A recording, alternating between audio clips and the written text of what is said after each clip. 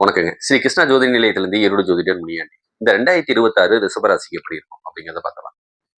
ராசிக்கு 2ஆம் இடத்துல குரு பகவான் இருக்காங்க. கிட்டத்தட்ட ஒரு 6 மாசம் இந்த வீட்ல இருப்பாங்க. இதுல 3 மாசம் வக்ரத்துல இருக்கு இப்பயே. இந்த வக்ரம் முடியிற வரைக்கும் பார்த்தீங்கன்னா, தனலாபம் கொஞ்சம் கெடுங்க. தனலாபத்துல குடுக்கக்கூடிய லாபத்தையும் கொஞ்சம் கெடுப்பாங்க. ஆனா வருமான தடையை ஏற்படுத்துவாங்க. குடும்பத்துல இருக்க சந்தோஷத்த கெடுப்பாங்க. மறுபடியும் 9 மாசம் பார்த்தீங்கன்னா, பாதகம் இல்லாம இருக்கு. நல்ல லாபத்துல இருக்கக்கூடிய அமைப்பு. எடுக்கிற முயற்சி வெற்றியை குடுக்கக்கூடிய அமைப்பு. இதெல்லாம் அருமையா இருக்கு. சரி, இந்த முதல் 6 மாசம் எப்படி இருக்கு அப்படிங்கிறது நமக்கு வேணும். கடன், நோய், வம்பு வழக்கு பிரச்சனை, போலீஸ் ஸ்டேஷன், கோர்ட் வரைக்கும் இழுத்துட்டு போகக்கூடிய சூழ்நிலை வந்து சேரும். விபத்துகள் கொடுக்கக்கூடிய அமைப்பு, குடும்பத்துல நிம்மதி இல்லாத அமைப்பை ஏற்படுத்துவாங்க. சில ரத்த வழி உறவுகளுக்கு மரணத்தையோ, விபத்தையோ கொடுத்து ஆஸ்பத்திரி விரயத்தை கொடுக்கக்கூடிய அமைப்பு நல்லாவே ஓடிட்டு இருக்கு.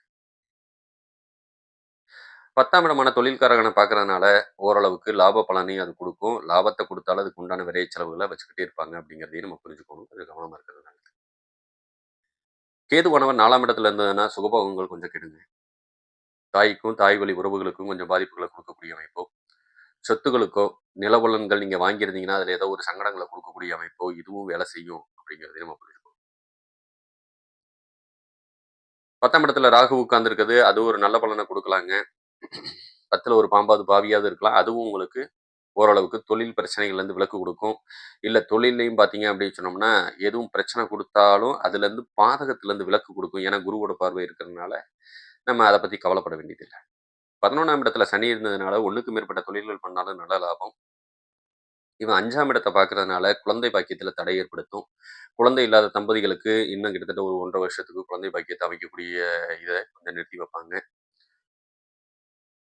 அதனால கொஞ்சம் கவனமா இருக்கிறது சிறப்பு தான். சரிங்களா? தந்தைக்கு சில சமயம் முடக்கத்தை ஏற்படுத்தக்கூடிய அமைப்பும் கொஞ்சம் வந்து சேருங்க. அதனால ரிஷபராசிக்காரங்க கொஞ்சம் கவனமா இருக்கிறது நல்லது தான். சில சமயம் இது என்ன பண்ணும்னா, ஒரு சில பேத்துக்கிட்ட கொஞ்சம் கையேந்த வேண்டிய சூழ்நிலையும் இது கொஞ்சம் ஏற்படுத்தும் அப்படிங்கிறதையும் நீங்க புரிஞ்சுக்கணும். அதனால ரிஷபத்த பொறுத்தளவுக்கு இப்போதைக்கு ஒரு 6 மாசத்துக்கு கொஞ்சம் பாதகத்துல தான் இருக்குது. அதுக்கப்புறம் அவர் உச்ச பலனுக்கு போயிட்டாரு அப்படின்னு சொன்னா, அது யோக பலன குடுக்க ஆரம்பிச்சுரும் அப்படிங்கிற காரணம் தான். ரிஷபத்துக்கு மனைவியால யோகத்த குடுக்கக்கூடிய அமைப்பு, மனைவியான வருமானத்த குடுக்கக்கூடிய அமைப்பும் குடுத்துருவாங்க. இவர் லாபத்த பார்க்கறனால இன்னும் கொஞ்சம் சிறப்ப குடுக்கும். 11ஆம் இடத்த பார்க்கறதுனால 9ஆம் பார்வையா, அதுவும் யோகத்த குடுக்கக்கூடிய அமைப்பு, லாபத்த அதிகப்படுத்தி குடுக்கக்கூடிய அமைப்பு, வைகாசி 18ஆம் தேதிக்கு மேல வந்து சேரும் அப்படிங்கிறதையும் புரிஞ்சுக்கணும். சரிங்களா? சரி, இதெல்லாம் எவ்வளவு சதவீதம் வேலை செய்யும் அப்படின்னா, 100க்கு வெறும் 10% தான் வேலை செய்யும் கோச்சாரம். மீதி ஒரு 85%த்துல 75% தசாபுத்திகளும், இன்னும் ஒரு 15% உங்களுக்கு பிறக்கிற குழந்தைகள பொறுத்து அது கொஞ்சம் பலன குடுக்கும், மாத்தி குடுக்கும் அப்படிங்கிறதையும் நம்ம புரிஞ்சுக்கலாம். 75% தசாபுத்தி உங்களோட பிறப்பு ஜாதகத்துல, உங்களோட நட்சத்திரம் 3 நட்சத்திரம் ரிஷபராசியில இருக்குங்க. அந்த 3 நட்சத்திரம் என்னன்னு பார்த்தீங்கன்னா, கிருத்திகை, ரோகிணி, மிருகசீரிஷம்.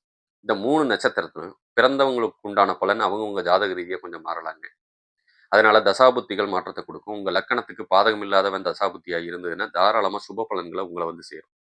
இல்ல பாதகமான தசாபுத்தியா இருந்ததுன்னா, அதுவும் பிரச்சனைகள கொண்டு போய் உங்கள உட்கார வைக்கும். இது 10% இருக்கிறது. அதோட சேர்த்தி 75ம் 10 85% உங்களுக்கு வேலை செய்யும். அதத்தாப்புல சொல்ல வந்தேன்.